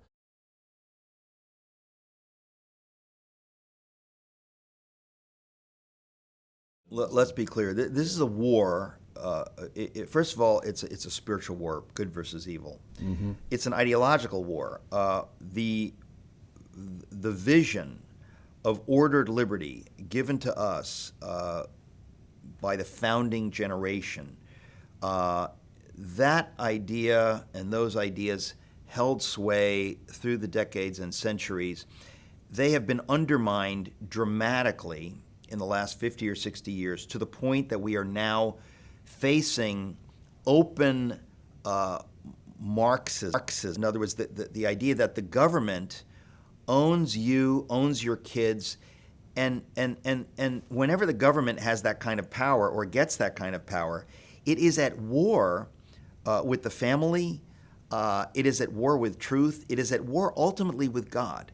Because the government at that point wants to be God. And the greatest threat to government power, as it becomes unmoored from the people governing themselves, as it becomes an unelected bureaucracy, the greatest threat is the people of God, is the church, is God himself. And so what they eventually end up doing, which is what they're trying to do now, is to do what the Constitution says you can't do. They're establishing a religion which is a religion antithetical to the religion of the Bible.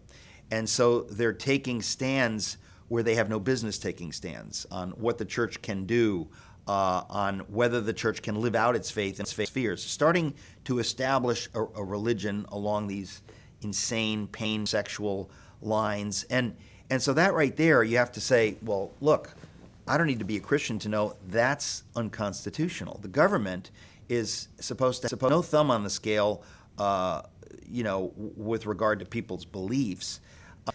And so ultimately, the government is at war with all the institutions of marriage, the family.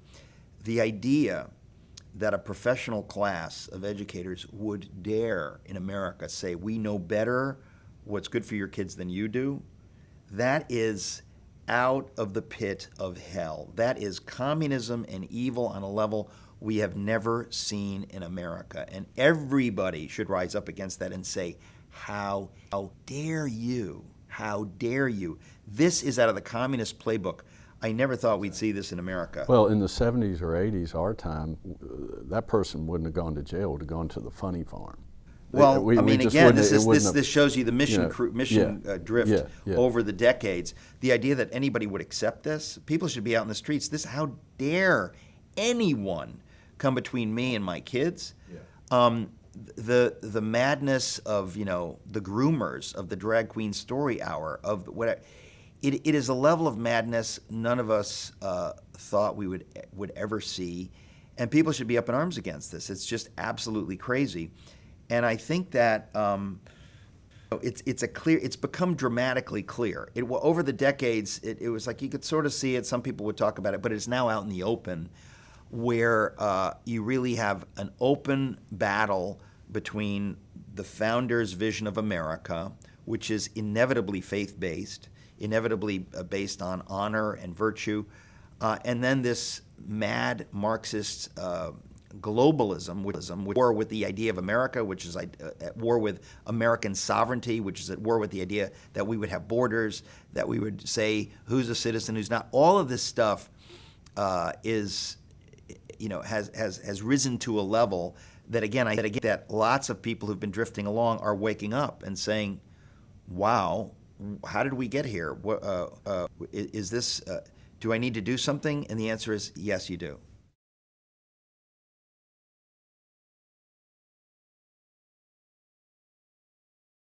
I'm going to refer again to the documentary that you did. It lists these forces of society that are taking us to a bad place. I want to end on this topic. Also in there, I screenshot it. You have a list of things the average person can do to help. and you may not have that front of mind, and we can just serve that up, Yeah. you know. But it's a really granular and I thought helpful list. I mean, what do I do when I go back to Richmond, you know? Well, it's a partial list. And again, people, if they go to lettertotheamericanchurch.com, they can see all the places around the country where there are free screenings. They can see the film, they can get the book, they can get the study guide, they can get the DVD. But if you see the film, at the end, there's a list of things, yes, this is what you can do. But it's really a partial list. The real answer to that is anything and everything. God has made each one of us different. So we're not all called to do the same thing. Mm-hmm. But if you're not doing something, you are part of the problem. That is a fact, and people need to understand. That may be the theme right there. Well, that's it. Know? If you're not doing something to keep the republic, again, I wrote a book, If You Can Keep It. That's Benjamin Franklin's famous phrase. He leaves the Constitutional Convention, and he's asked, "What have you given us, Dr. Franklin, a monarchy or a republic?" Because no one had ever created a republic where people govern themselves in the history of the world. And they didn't know. Did they pull it off in that building in Independence Hall in the summer of 1787? It's amazing. What happened? It's amazing. What have you given us, a monarchy or a republic? A republic, madam, he answers, if you can keep it. In other words, we, the people, must keep the republic, must live out these freedoms in a conscious, active, self-sacrificial way, or it goes away and we become enslaved, either by an authoritarian state or by some tyrant. But you cannot be free unless you work at it. And that's a joy. But if you forget, if you've been given this message, like when George W. Bush said, the best way to fight terrorism is everybody goes shopping. You know, we've got professional military. We've got it covered. No. That's a complete, it kind of reveals his profound misunderstanding of how America and American liberty works. And that's why I wrote Letter to the American Church. That's why I wrote If You Can Keep It, because Os Guinness gave me this idea of, to really understand how it works, you realize, it requires every one of us to kind of pay into the system, to live my life in such a way that I'm helping keep the republic. By doing nothing, I am helping the republic to go away. I'm helping us to lose our freedoms, which we've seen so dramatic. So ultimately, everyone has to do something. And, I say this as an author. If people will read my books, because I communicate as an author, they will get a lot of this. I write these books to inspire and encourage people because, you could talk for days about what you can do, but I think everybody will get a sense of, okay, I need to be involved. And I'll say, finally, the lie that we shouldn't be political, that is a pernicious, horrible lie. Yeah. And many Christians have associated being political with making an idol of politics. That's like being a faithful husband you associate with making an idol of marriage. We should be more worried about neglecting our spouses than making an idol of marriage. Being a patriotic American in the right way is a beautiful thing. It's an important thing. And I think that many Americans are so naive that they buy this, I don't want to be a Christian nationalist. That is, we should laugh in the face of anybody who even uses the term Christian nationalism. We're far less political than we ought to be if we're properly political. Abraham Lincoln and George Washington and John Adams were not Christian nationalists. They were patriotic Americans. They understood the beauty of what we have here. Every American needs to understand that beauty. Yeah, they were Americans because they were Christians. Another little Praxis Circle story is that George Weigel had me read a couple of books after I'd read 8 of them that he had written before we interviewed. And I'm pretty convinced that one of them was basically showed how John Paul II was a Polish nationalist. Well, of course. Look, you can be a nationalist. You can be a nationalist the way Abraham Lincoln and George Washington were nationalists, or you can be a nationalist the way Hitler was a nationalist. Yeah. Nationalism is neutral. Yeah. So this idea that nationalism is a bad idea, I'll tell you what's a bad idea. Globalism is a bad idea. Yeah. Communism is a bad idea. Yeah. Let's get it right.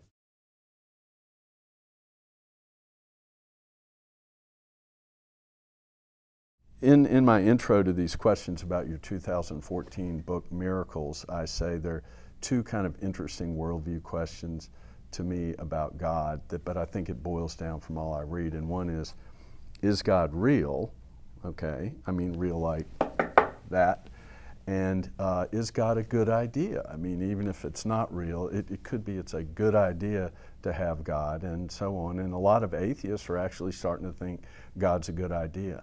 But I'm interested in talking to you about, is God real? Yeah. And that's what I think you really wrote Miracles about to some extent. That's and right. And then you got more into it here with Yeah. the book, Is Atheism Dead? So my question about miracles, I'm going to flip the page here, and I'm only going to keep you for 15 minutes and get you out of here, is just asking you, this is a trick question, to define a miracle. Well, in writing my book, Miracles, I wanted to define a miracle because I think people speak cavalierly and sloppily, generally speaking, and certainly about what is a miracle. They say, oh, the miracle of birth. What do you mean? On one level, it is an astonishing miracle, but people sometimes just talk of miracles like a cool thing, a great thing. A miracle, in the way that I am defining it in my book, Miracles, which is, I think, the biblical definition, it's the Greek word semeion. It's a sign. What is a sign? A sign from whom, to whom? It is God doing something to speak to us. So a miracle is God revealing himself in a way that makes us say, wow, that was a miracle. There was no way that could have happened. God is speaking somehow through the miracle. And so it's a high bar, right? In other words, if I say, wow, it's a miracle I passed that test, a miracle is not just something like, oh, how fortunate. A miracle is God revealing himself in a way that is absolutely astonishing, and that we realize that was God. Now, God can reveal himself in many ways. I mean, if somebody has cancer and you pray for them and the cancer goes away, you say, well, that's a miracle, right? If somebody hears, in many cases, there's a couple of stories in the book. Well, let me be clear. In the book Miracles, I said I only want to speak to people I know. I think in one case it was a friend of a friend, but people that I know, that I can trust, if they tell a story of a miracle, that you get the idea that this obviously actually happened. This is not just some story.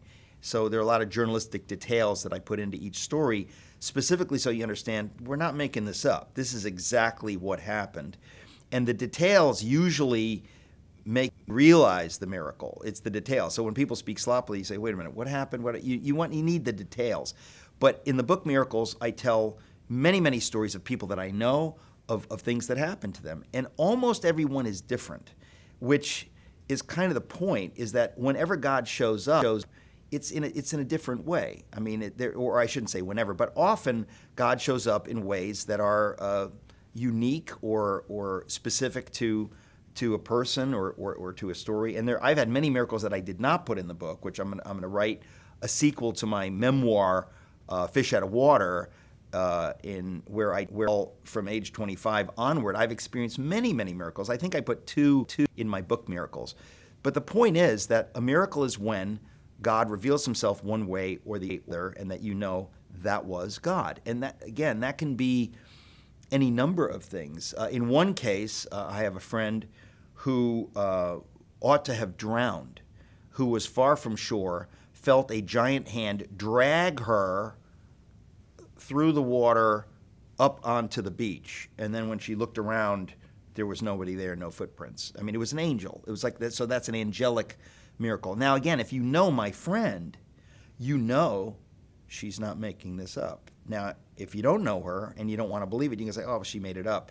But I know this person. This is a very bright, sensitive, talented person giving me these details. There are many cases in the book like that where you just, you hear the story and you think, oh, holy cow, that's that's crazy. But because I know all of these people as not crazy, as not liars, as people who care about truth, I said, I want to document these stories. Now, these are only stories of people that I know.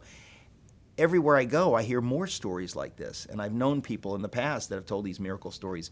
And so I thought it's important to document this. This is, let's call it anecdotal evidence for God. But it's kind of like we're trying to describe a reality. It's no less real than any reality. And so if you're living in the 18th century and somebody says,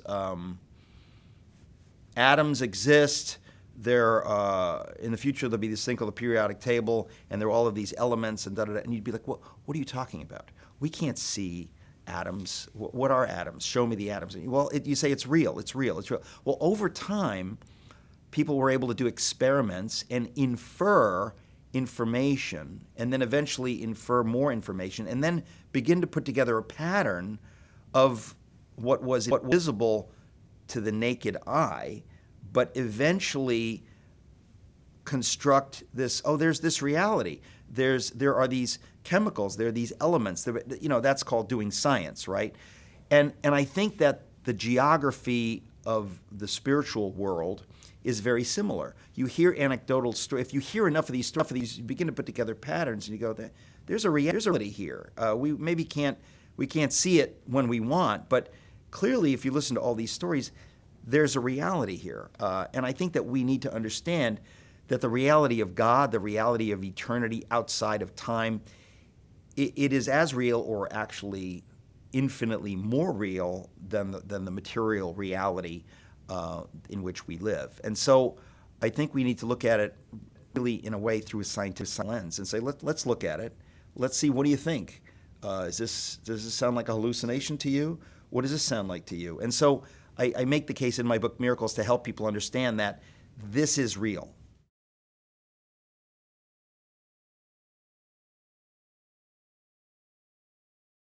Well, remembering back on your stories and your explanation that you just gave, most of the stories had what I would call objective verification involved. There are different ways that can happen. And I've been kind of like you all my life, maybe, because I thought I'm sure that I saw a ghost with a friend. And that may not be what you're talking about, but this was when we were 16. We both had the exact same experience and verify it. And then there are a couple of stories in my family history, so I've always been attuned to it. And one thing you find, and this is exactly what you did, if you start talking about it, everybody's got lots of stories like this. So my question is, are we snubbing discussion of the supernatural and miracles? Of course. People are cowards. Somebody's going to think I'm crazy. Why don't you grow up, have a little courage? Like, are you crazy? Oh, you're not? Well, then why are you so insecure that you're afraid to tell the story? I mean, look, you just said, when I was 16, two of us saw something. Now, you're not saying you know what you saw, okay? It might have been a demon.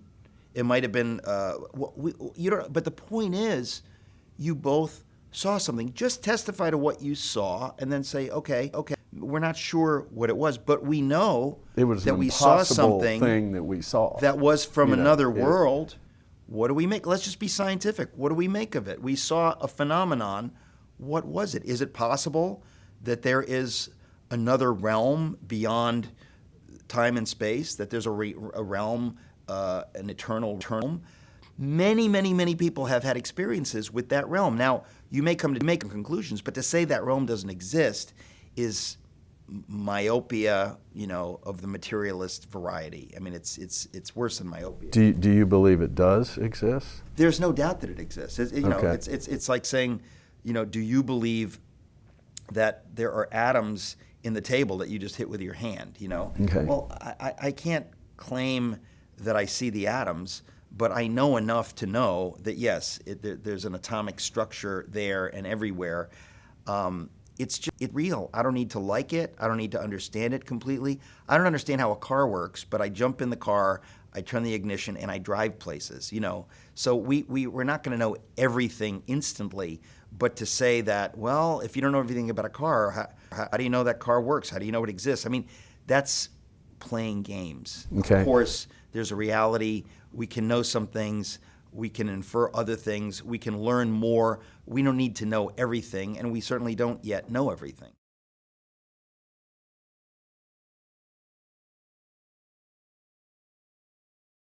So my last question on this topic, and then I'll circle to the end, is so the Bible's filled with what we would call miracles and things from start to finish, and so if they're still going on today, they've been going on since Revelations was written, so that's 1900 years or some number. So you're saying that miracles don't end in the Bible? They actually are happening like they were then to some extent? Oh yeah, anybody who has a cessationist viewpoint is they're playing games. I mean, if you talk to people who've lived on the mission field in particular, there is no doubt that the God who is alive today speaks today. Now, he never contradicts himself. He will never contradict the Bible. If something contradicts the Bible, then you know it's from the demonic realm. And it's not God. But there is a spiritual realm, of course, that wants to manifest itself and deceive people, which is why some people are so hesitant about going into the supernatural at all, because they have this wise caution, in a sense, that there's this dark side. But God invites us into a relationship with himself, not relationship with a book, not a relationship with a set of principles, a relationship with a living being. God is a living being. He speaks to us. He speaks to everybody differently. He speaks to some people. I know people that have him speak audibly. And I think to be close to that, because you can get it wrong, is like saying, I think science is stupid, I'm going to avoid it, because there have been scientific charlatans and I don't want any part of that. That's crazy. I mean, obviously, we're called to not be charlatans and to be judicious and wise as we approach things. But I believe it's very clear from the scripture that God wants us to at least be open to moving in the miraculous, to praying for people for supernatural healing, to pray for supernatural results. What is prayer? What are we doing there? And so if I pray for something and it happens, to some extent that's a miracle, depending on the circumstances. But I think that's normative Christian faith. Christian faith. Okay. I have a theory that I've developed that is not original, but that people believe in God or believe in the supernatural or believe in the Bible more because of what they experience in their own life over time than because they read a book somewhere, And could it be that some of the naturalists that are out there that are wonderful people, most of them, are closing off that personal experience because of the culture? Well, I'm not sure what you mean because of the culture. Because the culture is so secular that we snub any discussion of that. Oh no, so there's they no doubt close about off it. their personal experience to what's all around them. Again, so people are living in kind of fear of what others think. Which, look, that's called insecurity, and people should be ashamed to be so insecure that they're not, speaking whatever truth they've experienced. If you've experienced something, to be surrounded by people who would want to help you figure out what was that, But I have experienced so many miracles and have met so many people that have experienced miracles that are undeniable that there is no way for me to pretend that, well, it might all be in my mind. If you hear some of the stories that I've experienced, I don't know how anyone can conclude that it's just in your mind. But there are people who will conclude that because it makes them so uncomfortable. Okay. Because they don't want to be pointed to the God of the Bible. And so in my sequel to my book, Fish Out of Water, which I guess in the next couple of years will come out, but I tell many, many of these miracle stories. And they're astonishing. They were astonishing in every case to me. Absolutely astonishing, stunning stories that I've told over and over because they actively prove God.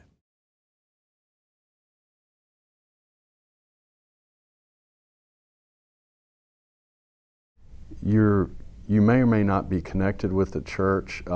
I've been Baptist, Presbyterian, Episcopalian, and I probably ought to be Catholic, but I love all churches.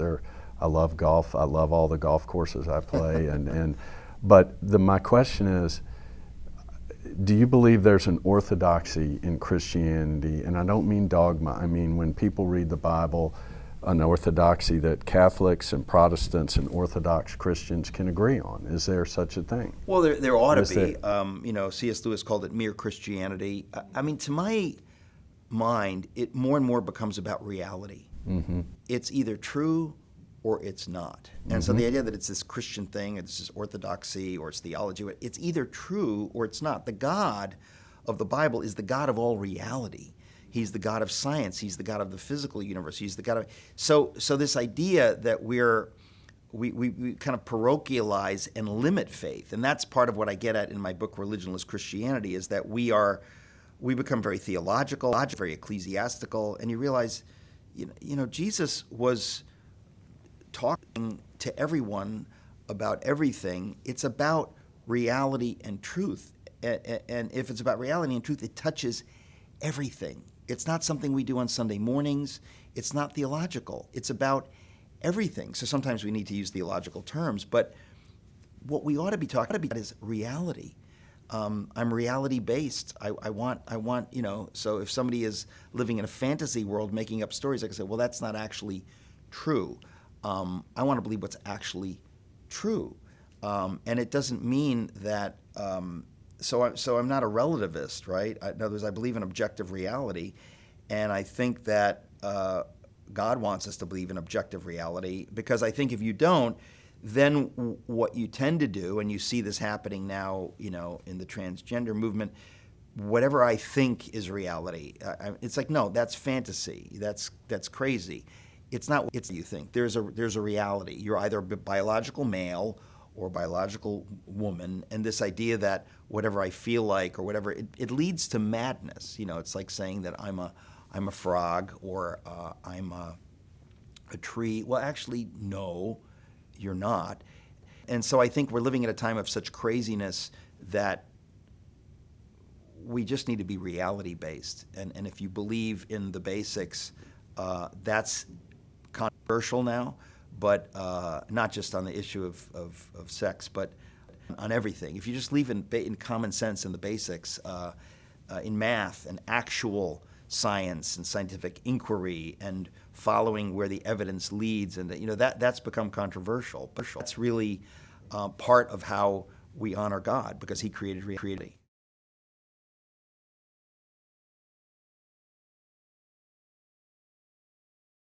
Well, there's so much good going on there. To turn to the finish line here, I don't know how you'd answer this question. I would say, are you optimistic? Let's say, how optimistic on America or pessimistic are you relative to 5 years ago now? And how do you look at the future in America? Are you optimistic or pessimistic? How is your pessimism? Where's your meter running? It's real simple. It's real simple. I do not believe God would have called me to write the book Letter to the American Church unless it was His will that we pull out of the death spiral in which we now are. That is His will.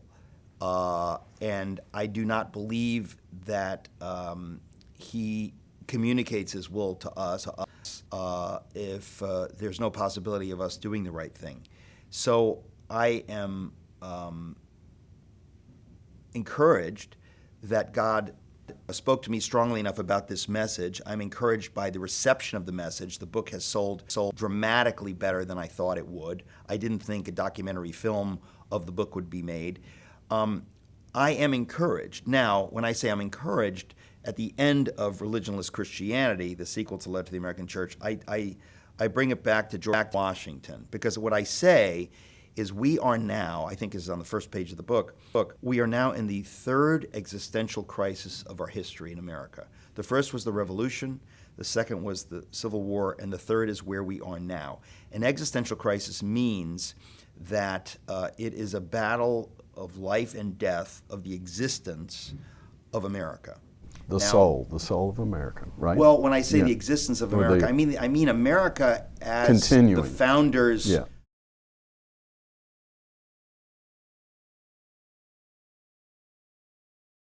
You can have America in name only. You can have a communist, demonic place that's still called America, the United States of America, which is no longer effectively the United States of America. But the United States of America, which the founders, brought into being, Washington and Lincoln and when we are now, it's an existential crisis. And in each case, we ought not, in the natural, to survive. We ought never to have come into being in the revolution. The odds were so stacked against us. Same thing about the Civil War, and the same thing about where we are now. So the question simply is, if you go back to George Washington, and this is the last chapter of the book Religionless Christianity, I say, if you go to ask George Washington in 1776, how is it going? How do you think it's going? He would inescapably say, it's going very poorly. We are on the path to lose. But if Providence be with us in this cause of liberty, we may prevail. So we fight on. We are in a war. In a war, there will be casualties, there will be sacrifices. But if you're fighting for the thing, you may have the victory. If you don't fight because it's looking real bad, so let's leave, let's stop, you will certainly not prevail. So Washington fought on because he believed it was the right thing. And to some extent, in the Revolution, in the Civil War, and now, apart from God's intervention, miraculous intervention, we lose. We don't win. But there was miraculous intervention. In my book, If You Can Keep It, I talk about the miracle of the Battle of Brooklyn. I mean miracle. We ought not to have survived. The cause of liberty ought to have been strangled in the cradle.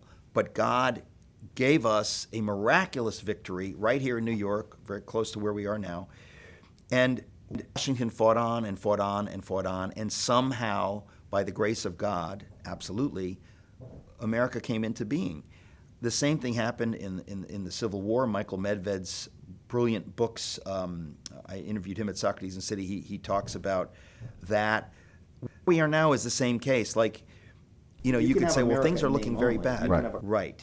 But if it's the Lord's will that this experiment in ordered liberty continue on, we have to fight and fight and fight and pray and trust God, do what he calls us to do, sacrifice, be willing to take hits, casualties, whatever that looks like. This is not easy, but you fight because it's the right thing, because there's something beautiful and noble and true that you're fighting for against wickedness.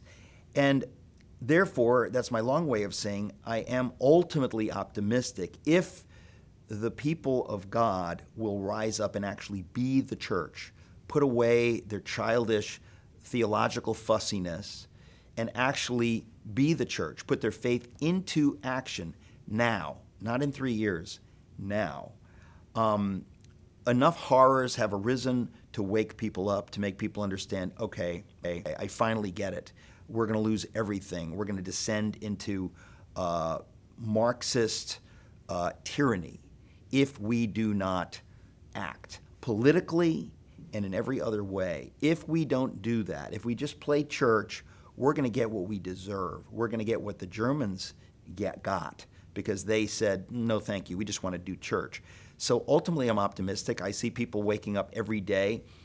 Everywhere I go, I'm speaking about this. The hour could not be more late. And if you're not part of the solution, you are unavoidably part of the problem, and you'll live with that shame for the rest of your life. And so this is a warning, but it's also a call to action. Join what God has called you to join. He's called you to be a force for good.